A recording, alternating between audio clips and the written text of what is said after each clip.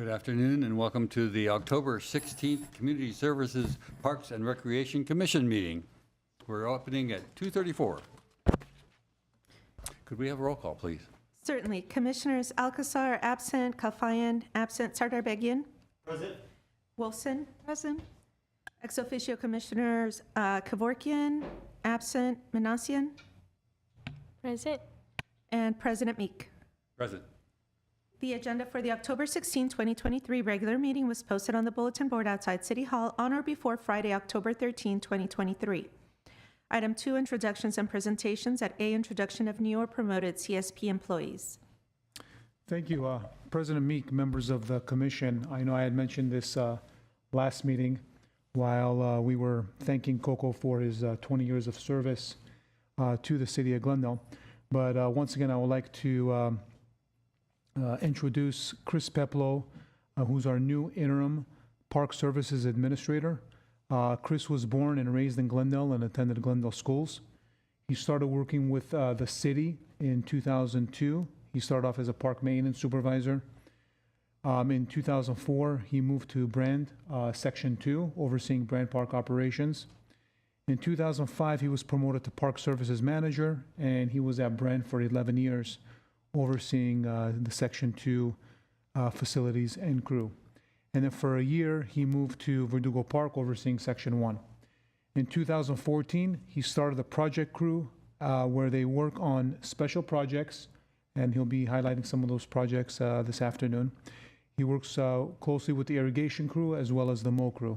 Whenever needed, we call on Chris and the project to basically to get things done. In 2022, he was promoted to Senior Park Services Manager. Effective, I believe, October 4. Chris started overseeing the Park Services section until Mr. Panosian's position is filled. I do like to congratulate and welcome Chris to the management team, and looking forward to working with him and all the fun ideas and fun work he and his crew do to make our parks look beautiful. So welcome, Chris. Welcome. Thank you, Chris, for serving the city. Welcome. One more. What's the next item on the agenda? Next is item 3, upcoming council agenda items. And the record will show that ex officio Commissioner Kevorkian is now present at 2:36 p.m. Thank you, President Meek, members of the commission. This month we have a couple items that we're taking to City Council. On October 24th, we will be taking a report to dispense with competitive bidding and enter into an agreement with eClean Technologies for restroom maintenance. And on November 14th, we will be taking the dog park feasibility report to City Council. What was the date for the dog park? November 14th. Thank you. Thank you. Item 4, commission staff comments. Does anyone have any comments today? Okay, we'll start with you. All right. Apologies for being late. I had an urgent meeting at work. But I want to just thank the commission, and it was a great event. I think, was it last week or 2 weeks ago, with Representative Laura Friedman to receive that check and to be out in the community and to see the excitement in the renovations of the park that's going to happen. I think it's super exciting for the whole community. I had some discussions with a few colleagues at work who also grew up in that park. So it's super exciting to see that come to fruition, and I'm really happy about that. So thank you. Anyone else? Well, you just stole my thunder, but yeah, having grown up at that park, I think it's long overdue for Fremont Park to get a significant change. So I was very excited to be there, and kind of, the last few years I've been following the changes that are going to happen. And this morning, I finally saw that the tractors are there. They've already roped off some of parts of the park already. So the next year and a half, I think I'm probably going to stop by once every 2 days to be an unofficial supervisor of the park and its renovation. So I'm very excited about that. Anyone else like to say something? Okay, next item on the agenda, please. Excuse me, President Meek, members of the commission, thank you. Yes, the Fremont Park project, I'm happy to say, started today. This week they will be immobilizing all their equipment, fencing the entire facility, and the construction will start. Chris and his crew, excuse me, Chris and his crew this morning went ahead and moved some picnic tables and chairs to the parking lot across the street for the residents to enjoy some sort of open space since the park will be closed for the next about 20 months. So thank you, Chris, and please thank staff. So we will have some small, like a mini park available for the residents to recreate and hang out in an outdoor setting. Secondly, I would like to invite all the commissioners this coming Saturday between 11 and 2. It will be Pacific Community Center's 20th anniversary. Pacific Community Center opened up in 2003. We'll also have a fall festival. I know Sevag will be highlighting this event as part of his presentation, but I personally like to invite everyone, all the commissioners, this coming Saturday at 11 o'clock. What time will that be? 11 to 2. Thank you. Yes. Next is item 5, oral communications. We don't have any cards or callers. Item 6, consent items. At A is approval of the minutes of the commission regular meeting held on August 21st, 2023. I think we're actually approving the minutes from September 18th. I apologize. Let's see. Yeah, that is correct. I move to approve the minutes from September 18th, 2023. Thank you. Is there a second? Second. Okay, roll call, please. Commissioners Alcazar, absent. Kalfayan, absent. Sardarbegian. Present. Yes. Wolfson. Yes. And President Meek. Yes. Thank you. Item 7, reports information only. At A, workforce development section activity report.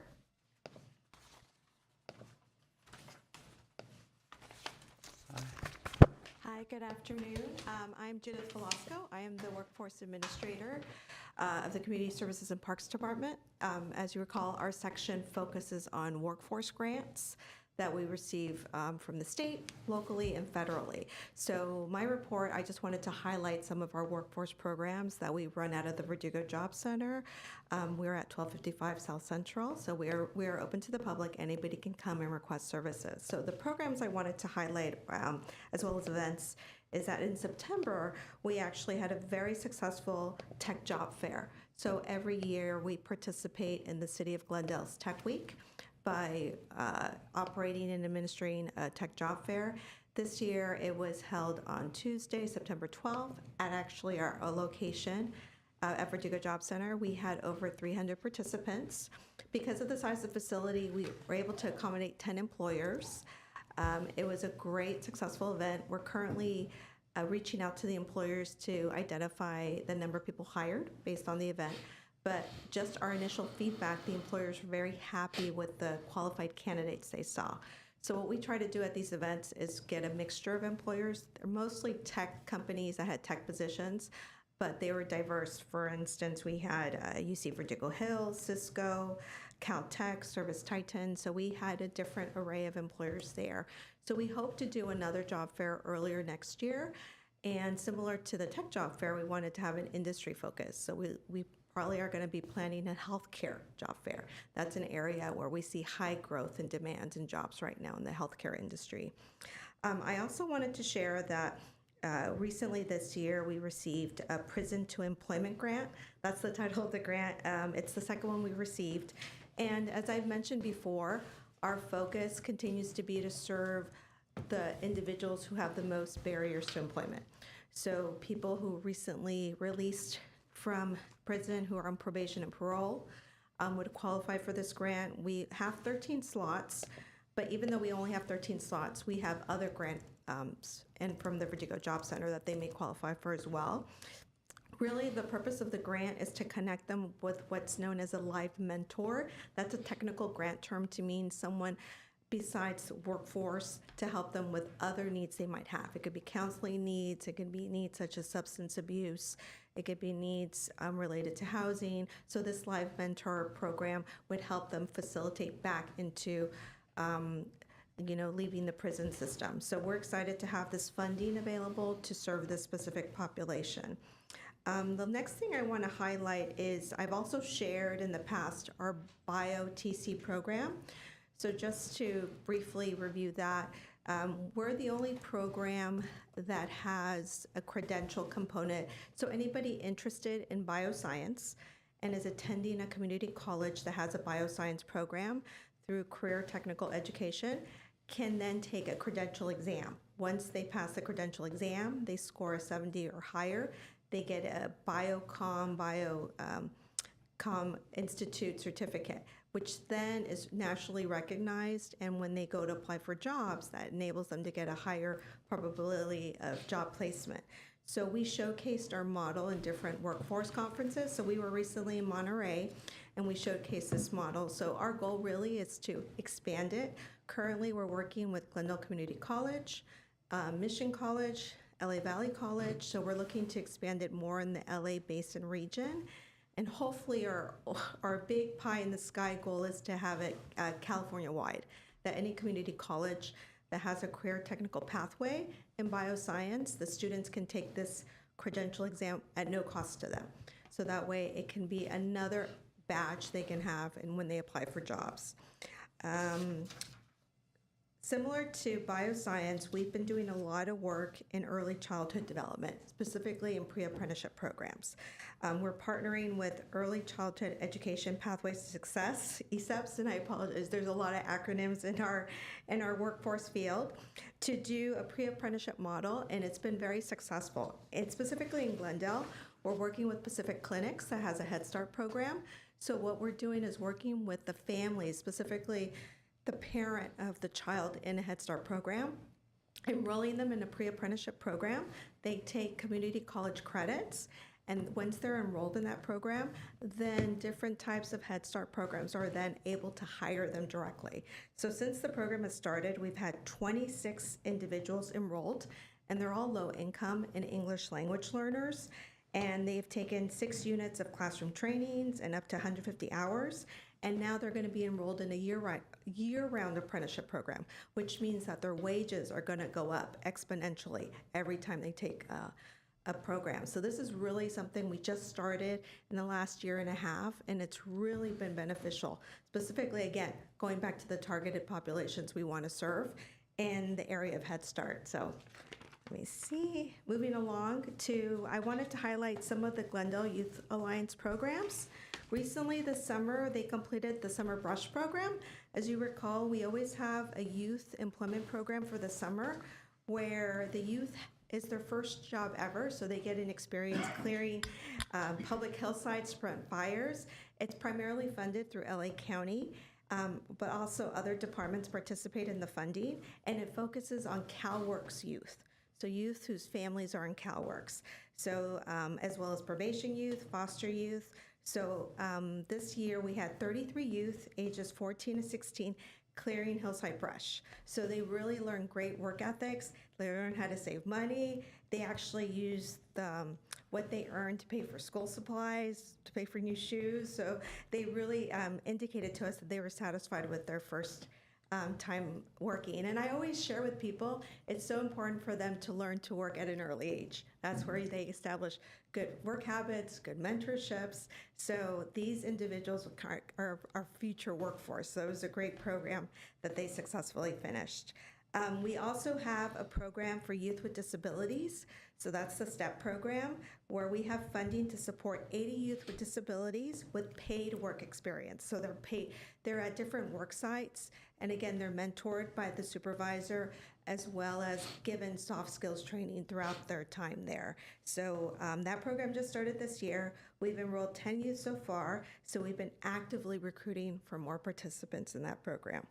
I have 2 more programs to go over. So the Life Wrap program is a program we have through the city's Measure H funding, and it's served so far 63 families with helping them reach their goals of self-sufficiency. So through comprehensive housing assistance as well as support, we're able to do a case management plan for each family, provide rental assistance, and help them identify what goals make sense for their families. Each family has a different goal and a different pathway to success. So far, we're in the third year of that program. This year, we're going to serve 35 families, which after the program ends, it's going to be 98 families total. So it's been a very successful program. And I know a couple of families that actually are saving up money for to purchase a home. So we've seen different successes through this program. Lastly, I want to invite all the commissioners to an upcoming GYA 30th anniversary luncheon and award ceremony. So hopefully you receive the invitation.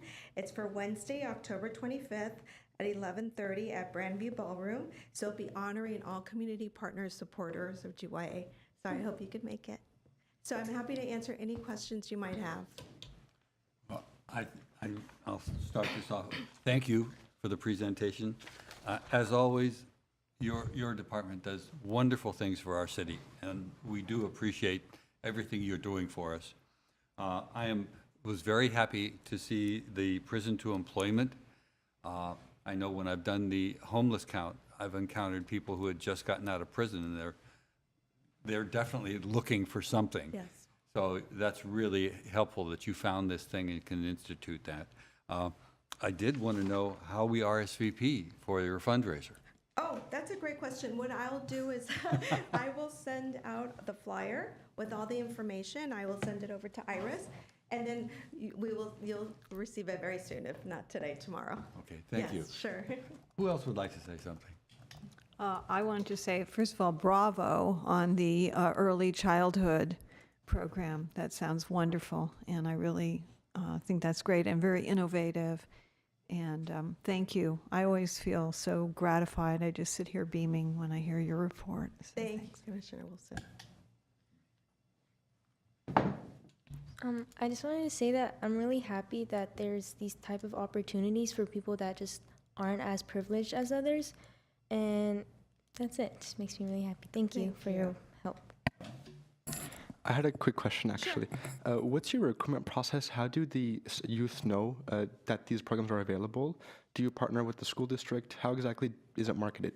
Sure, that's a great question. So for our youth programs, Glendale Youth Alliance handles our youth programs, and they have partnerships with Glendale Unified School District and the local school districts. They also do a lot of social media campaign outreach. They're as innovative as putting flyers up at the Beeline to make sure that they're aware. I know we've also posted flyers on GTV6, anywhere, and we also participate in many, many community outreach events. So any community outreach, we will have a booth, either the Vertigo Job Center, Glendale Youth Alliance, to promote. But if you have any suggestions, we're definitely open to making sure people are aware of these free, no-cost programs. No, that's really great, and I just want to thank you guys for the work, because I know that many students, including myself when I was in high school, wanted to take opportunities to gain that experience early on, so this is a really great way to do that, so thank you. Thank you. Thank you very much. I don't think there's any other questions. Okay. Next item.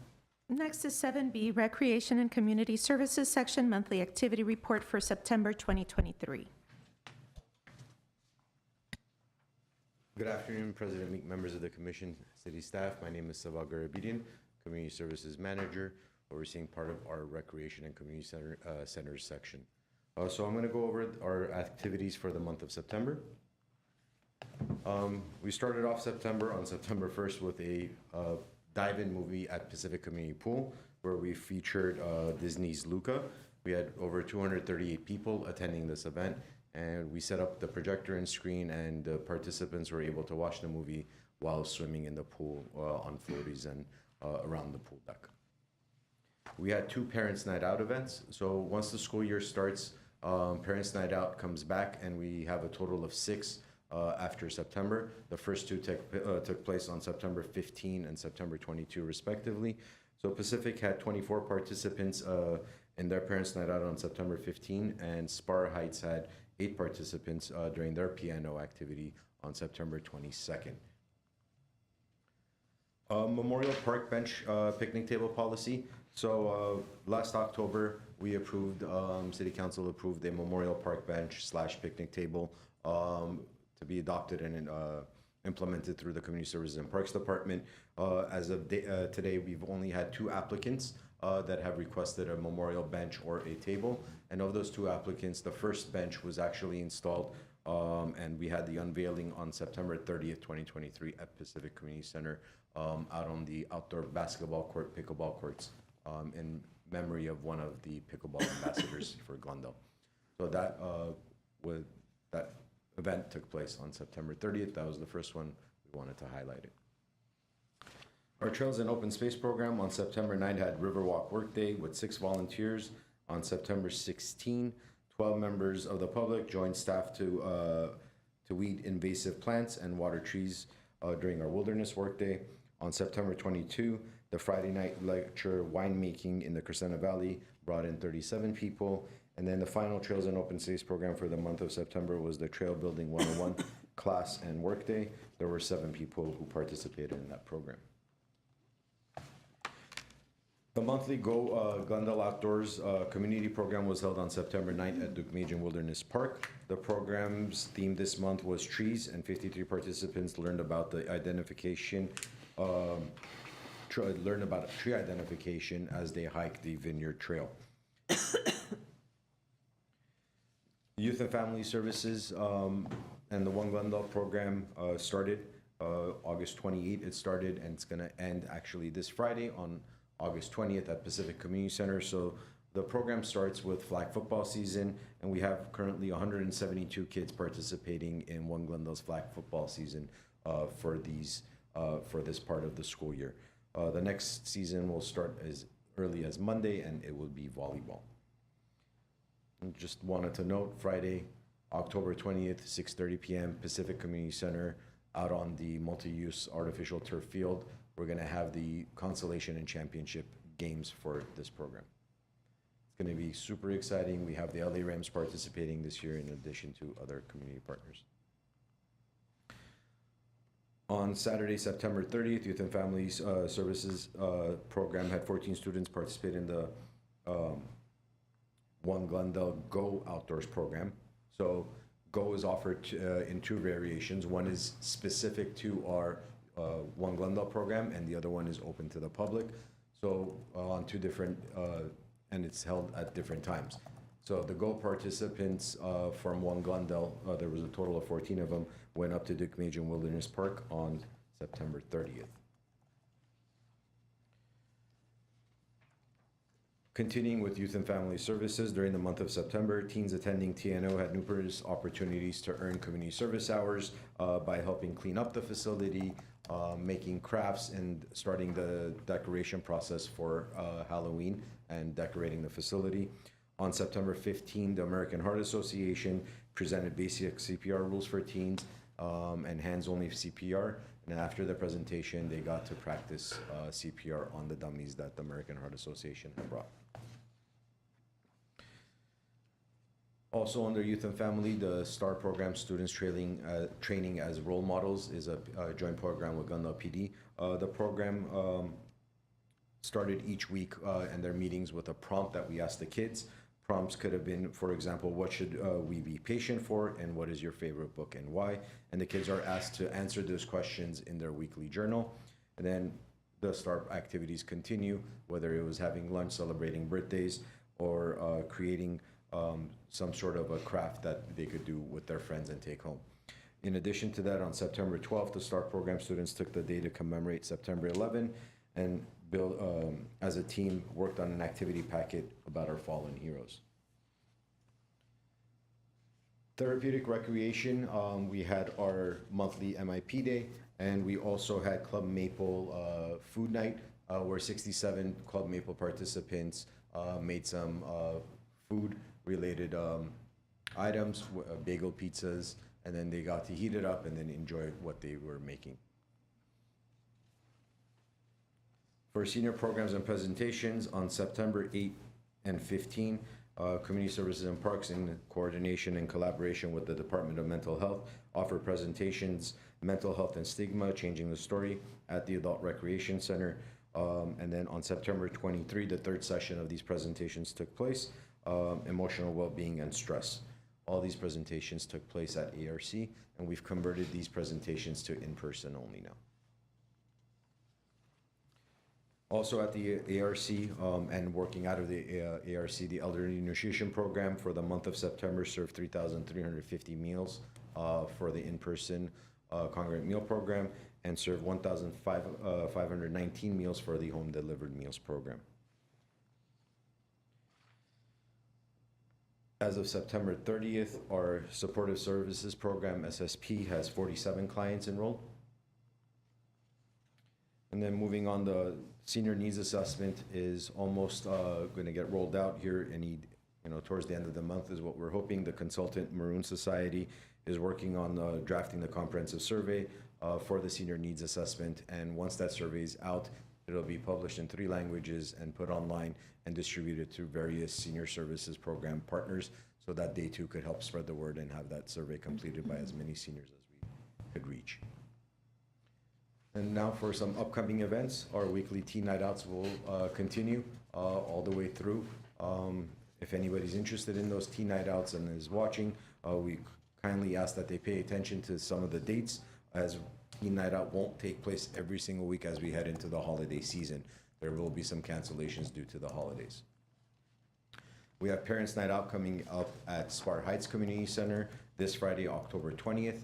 And again, Parents Night Out for $15. Parents could drop off their kid, $15 per kid, and we will provide the childcare from 6 p.m. to midnight while the parents are able to do whatever they needed to do, whether it's do their chores, spend some time alone, or go out and have dinner, or whatever the case may be. So that opportunity is coming back on October 20th at SPAR. Like I mentioned previously, Friday, October 20th is also when we have the One Glendale Championship Day for our flag football season. Consolation game begins at 6:30 and the championship game begins at 7:30. Saturday, October 21, we have a Wilderness Work Day from 8 to 11. On Saturday, October 21, we have MIP Day at Maple Park and their Shane's Inspiration Playground at the park. And as Director Bulanikan mentioned earlier, Saturday, October 21st, we are celebrating Pacific Community Center and Park's 20th anniversary in coordination with our annual Fall Festival. The event begins at 11. It'll end hopefully by 2. At 12 o'clock, we have an opportunity for elected officials to speak to the audience, and if they have anything to present in terms of certificates, that's going to be at 12 o'clock. We have the Glendale Rocks climbing wall, 2 jumpers, carnival games, over 20 city departments or community vendors having information tables out. We are working on trying to get a couple of food trucks, one savory, one sweet, as well as Mariachi de Cindy Shea, which is the official mariachi of Downtown Disney. They'll be performing from 1 to 2. Edison's dance team will be performing from 11 to 11:30, and Lilia Dance Company will perform from 11:30 to 12. It's going to be a jam-packed day. And then, as Judy mentioned, GY's 30th anniversary luncheon and award ceremony is going to be taking place on Wednesday, October 25th at Brandview Ballroom. Parents' Night Out at Pacific will take place on October 27th. Friday Night Lecture Series will return on Friday, October 27th with Creepy Crawlies at Duke-Majin Wilderness Park. We have a night hike scheduled on Saturday, November 4th, and break some of the superstitions, whether it's the 13th or it's a cracked mirror, or whatever the case may be. That is also at Duke-Majin Wilderness Park. We have Riverwalk Workday scheduled for November 11th. Sorry. October 14th, November 11th. And then we have our Go Community program scheduled for November 11 as well. Another Parents' Night at October opportunity at Pacific on November 17. MIP Day on November 18. And that takes us to Thanksgiving camp and the end of my presentation, if anybody has any questions. Too bad you aren't doing anything. President Meek, this is in addition to all the private rentals and other activities that we don't list, so, yes. Right. On the elderly nutrition programs, are there any requirements for that or just AH? For President Meek, for the elderly nutrition program, the participant needs to be 60 years of older and sign a LA County intake form, and that is it. That is the requirement to participate in that program. Now, given our space and capacity issues, we ask that if anybody's interested in a meal, they make reservations for their meal a week in advance. So they could say, I'm going to come 7 days next week, and we just put them on the roster. Or if they have any cancellations because of a doctor's appointment or they're not available on a specific day, they won't reserve that meal to make it available for the next person who might be interested. There is a suggested donation of $2.50 per meal. But it's a suggested donation, and nobody's monitoring whether or not somebody actually paid or how much they paid. Some people could afford $1, some people could not afford anything, and some people will donate more. That is essentially the only requirement there is. There's their age and the county intake form. And all of this, the upcoming events are all in the leisure guide and the city website? Correct, President Meek. All of the events are in the current leisure guide. We are transitioning from fall to winter. So if you don't see it in the leisure guide, you will see it on our department calendar for sure. Okay, thank you. Does anyone else have any statements, questions? I know this might be kind of like a Gen Z-ish thing for me to say, but I really appreciate how much detail you put into the posters and the advertising for the events, because it really it makes people want to go to it. Because in my opinion, if it was a poster that looked kind of boring, I would think that the event, even though I'm not saying that events are boring, based on the poster, it might have been I don't want to go. So that's just what I wanted to say. Thank you, Commissioner. We make it a point to make it as attractive and appealing as possible. So, yes, note taken. Okay. You? Yeah, no, I agree with that. And I just want to say, I had no idea how many events we have in Glendale that anybody can go to. It's really awesome how we have this as an option to many, many families and kids here. And also, yeah, I just look forward to maybe joining some myself. I don't know, checking them out and seeing what they're like. And I'm really happy. I'm not sure if anybody else knows out there, but the subscription for the newsletter is really great. I did it yesterday, so we get to see all these events through our email and be informed of them. So thank you. And I just want to add to that anybody in the city, if people are watching, can subscribe to get the emailed newsletter. And it really is helpful, to know what's coming up, whether you can attend. Sometimes I want to attend everything, but I can't. But, it's nice to have that advance notice, so sometimes I can show up to something. Thanks. Okay.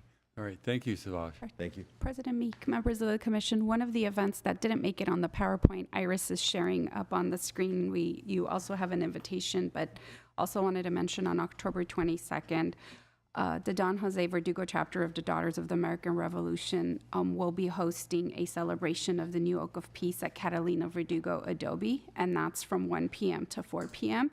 It's to celebrate the new tree planting, memorializing the original tree that died of root rot in 1987. So we invite the public to join, and you as commissioners to please join and enjoy that site and the hard work that the group has put together. There will be events with demonstration of making of adobe bricks, pumpkin painting, scavenger hunt, and food and drinks for you to enjoy. So please join us on the 22nd as well. Thank you, Teresa. Okay, next item on the agenda. Next is item 7C, Park Services Section Monthly Activity Report for August 2023.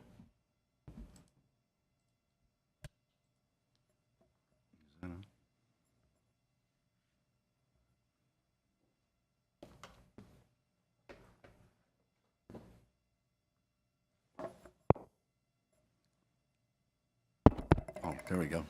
Pardon me. Good afternoon, Commissioners. I'm presenting the monthly activity report for the Park Services section. This for the month of August 2023. In the month of August, we completed 151 work orders for non-routine, preventative maintenance, maybe beautification projects throughout the parks. And it is as follows. We had groundskeepers completed 83 work orders. The pesticide applicator completed 3 work orders. Irrigation repair crew completed 65 work orders. And that was for a total of 735 and 3/4 labor hours. And I'm going to highlight 4 projects today that were accomplished in the month of August. The first one is at the Casa Adobe de San Rafael. There was a planter, which we had a succulent planting in there that had gotten very overgrown, and it needed to be removed, which that's a lot of weight in plant material. So we brought in a crew. There's the other side of the planter. You can see it's in the 2 planters on either side of the walkway. The guys came in with equipment to take it out because it also had spines, so we didn't want anyone getting hurt during the process. A lot of weight there. So there they are doing the cleanups. Francisco Montano ran this crew. He recently promoted to park maintenance supervisor from senior irrigation tech, and he's really taking to the landscape portion very well, as is his crew here. There's a picture of it after it had just been removed, and then the crews went in and spread mulch across the planters where the plant material had been removed. And it came out, it's very nice and clean there. We're hoping to put in an herbaceous planting there in the future that will beautify the lower parking lot and will be able to be contained. Trimming succulents is a rather difficult challenge, and with the herbaceous planting in the future, we'll be able to keep it controlled. And that's the final product there with the mulch that they had put on. I thought it came out real neat and clean. If you saw how messy it was during the completion, during the project, they did a very nice job at cleaning it up very nicely. Mayor's Bicentennial Park, we went up, there are 6 bridges at Mayor's Bicentennial Park that needed the floors as well as the sides needed some repairs, and also it needs paint so that we can keep them going for a long time. I let the crews, Mike Parsegian, pick the color because it does match the rest of the furniture and the park. So I think, and I'm colorblind, so they did a beautiful job. Thanks, guys, appreciate that. There they are starting out on that, getting it done. The whole irrigation crew actually had a little bit of time, so they got in and did this. They loved doing the work. You can see they, ground off some of the old paint and smoothed it out, as well as they're spraying paint, and there's sort of the finished product. Before they were gray and white, which stood out, and I think what they did with the color is they really sort of, to me, it's sort of part of the landscape now instead of just standing out, as well as it matches the rest of the furniture. You can see it, to me, it looks nice to me from whatever color that might be. But I thought the guys did a fantastic job on that. At Pacific Community Center Park, Sevag was mentioning it. We installed Anthony and Paco installed the memorial bench. They put a slab in. This was a great opportunity, I felt, for the crew because they got to work very closely with the pickleball folks because we were sort of encroaching in their area. And it was just a great opportunity, I felt, for our crew to work with the community and really make sure we weren't getting in their way. They were very cooperative. And I felt that was really good. That was the excavation, sorry. That's the excavation for the slab that was going to go in for the memorial bench. There's the form, and they're starting to pour the concrete. That's Anthony right there pouring the concrete. There they are screeding it off, getting it ready for the finish. And this is actually after it had been poured. The concrete looks dirty, but what they're doing here is they went and they re-sodded around the bench, so it would look very nice for, it would be much more pleasant for the people who are using the bench. Also for the presentation of the bench to make sure it looked very good. That's this is after it had been done and re-sodded around, getting ready for the bench. There they are. That's the memorial bench loaded. Requires a heavy equipment to load it because it does weigh over 1,000 pounds. So that's it loaded on its way.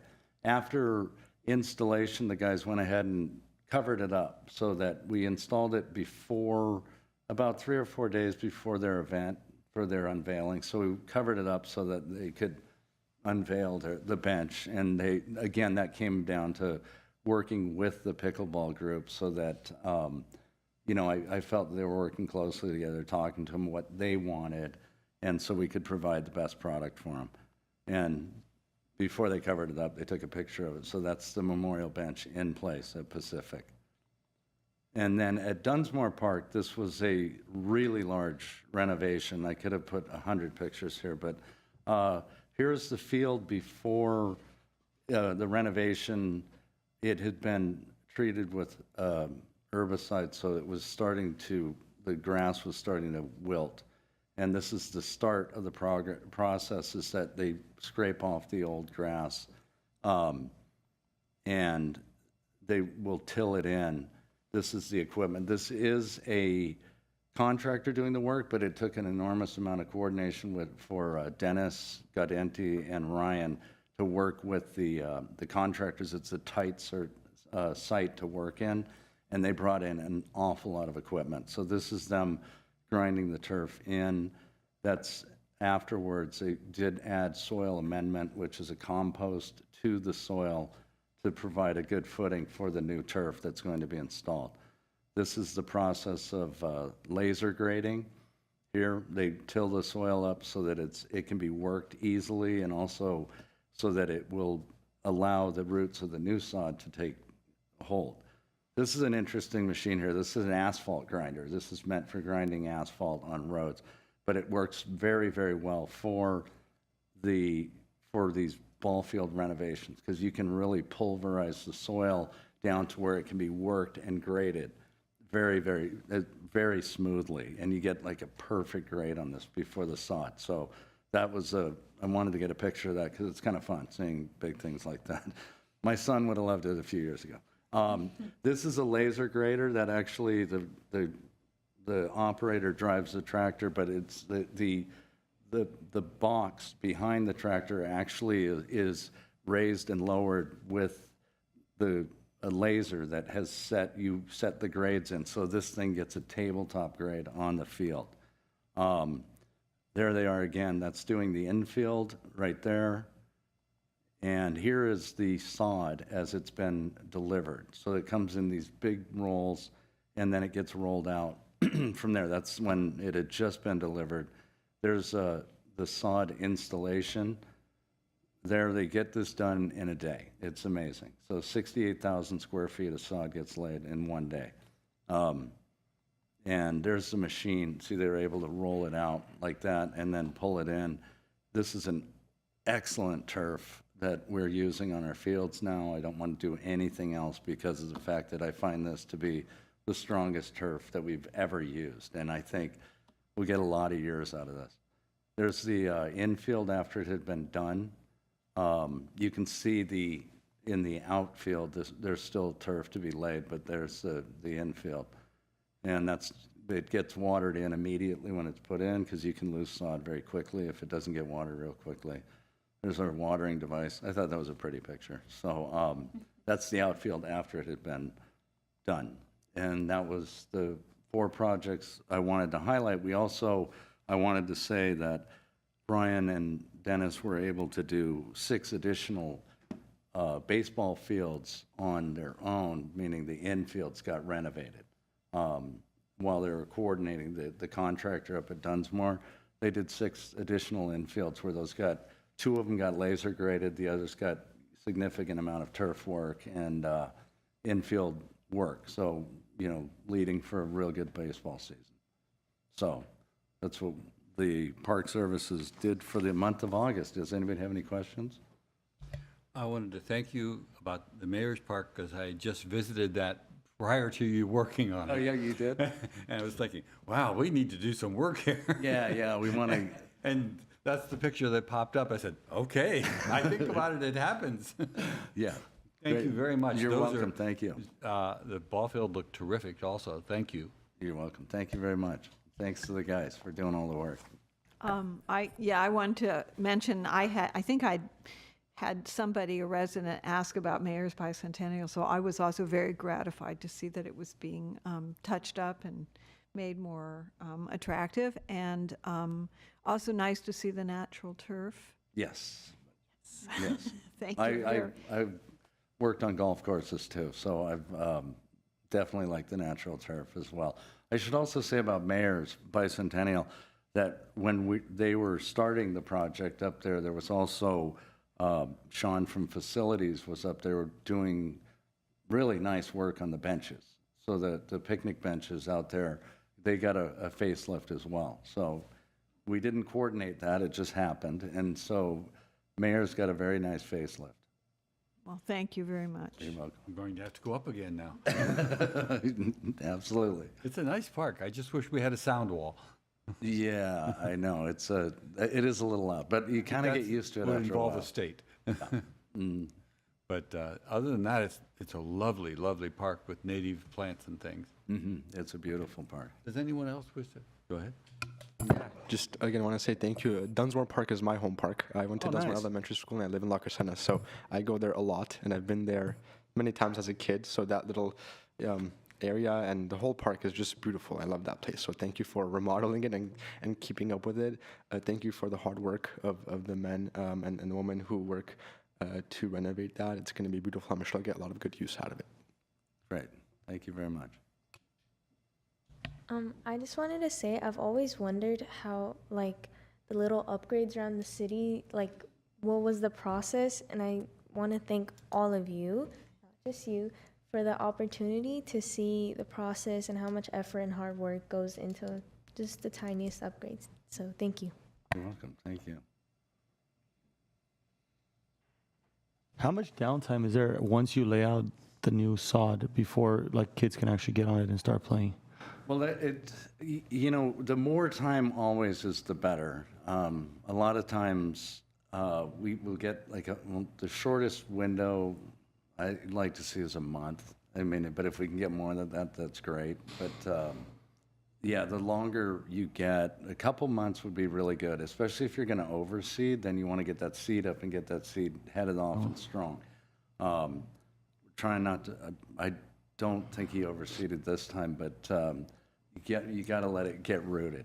One of the good things about the sod that we use now is, I mean, you can play on it immediately because the rolls are about 2.5 inches thick, and so it's not like what we put in our houses where the corners just lift up. It'll hold down. I mean, most of the football games you watch, particularly the Rose Bowl, that sod was laid the night before or a couple days before. So it just gets laid on top of the sod that was initially there and that you can play on it. So if we give it a couple months, it gives it a really good head start so that the better root system that we have, the better we can kind of get that turf going so it'll have a long future for us. But yeah, we try and give it a couple months. Thank you. You're welcome. Thank you for your presentation. You're first. Yes, it was. We appreciate it. You're welcome. Thank you. Okay, next item on the agenda? That's all we had on the agenda. Next is adjournment. Okay, we don't need it, I can just adjourn it, right? Great. 3:23 PM, we are adjourning. Our next meeting is November 20th. Thank you.